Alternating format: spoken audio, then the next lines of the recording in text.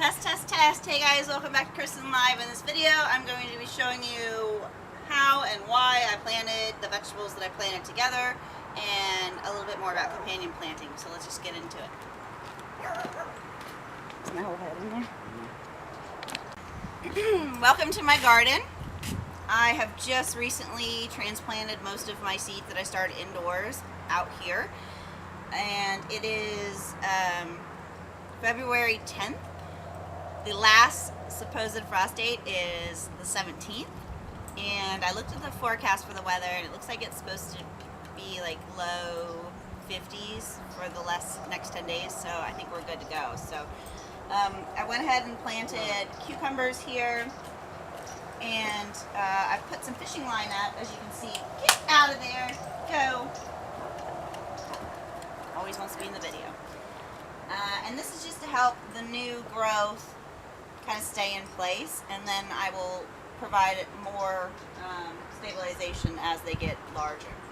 Here I've got summer squash, which is like a yellow spaghetti squash, and it also has garlic and onion in it, which keeps the aphids and all of the other pests away, which you'll see throughout the rest of my garden. Here I have jalapenos and some spinach. The nice thing is the jalapenos are deep rooted, and the spinach has a pretty shallow root, so they go well together, because if you've got two plants competing for the same nutrients and the same root system, they're not going to grow. So you want to make sure that you do your due diligence, look at, go to Google, look at your zone, see where you're at and what they suggest for you. I've got potatoes here with green beans in the middle. Some are plants that are starter plants, some have started from seed.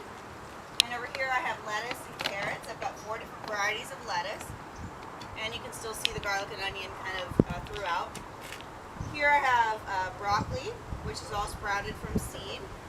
And I have bell peppers. I have 2 varieties. I have 2 of the large, or they call it the giant red bell pepper. And then I have a mixed variety. So supposedly you're going to get yellow, red, and green. A lot of people don't know this, but most bell peppers start out green, and then if you let them stay on the vine longer and they continue to get nutrients, they will actually change color. So give it time, be patient, and you might get a variety even if that's not the seed you started with. Here I have tomatoes and more garlic and onion. I've got 2 different varieties of tomatoes. I have the big bush variety, and then I have kind of more like a grape tomato variety.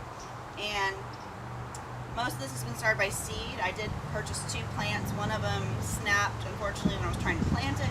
This is the other one that I purchased as a small starter plant, and the rest of this is all from seed.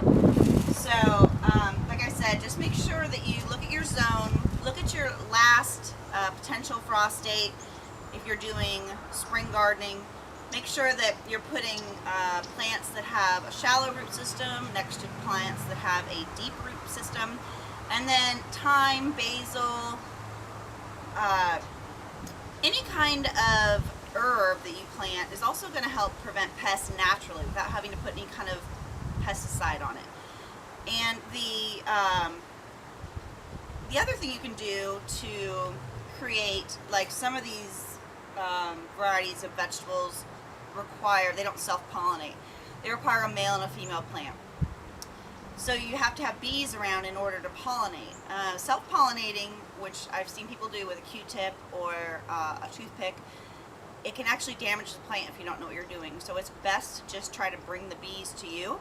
And a good thing for that would be marigolds, sunflowers, pansies, any flower that you don't have to plant it right inside, but if you can put it near your garden, it'll bring in the bees, pollinate your plants, and it also makes it look pretty. So you can't go wrong there. I hope you guys enjoyed the video, and I will be back soon with another one, hopefully when this is all grown, which should be shortly. So until next time, I'll see y'all later. Bye.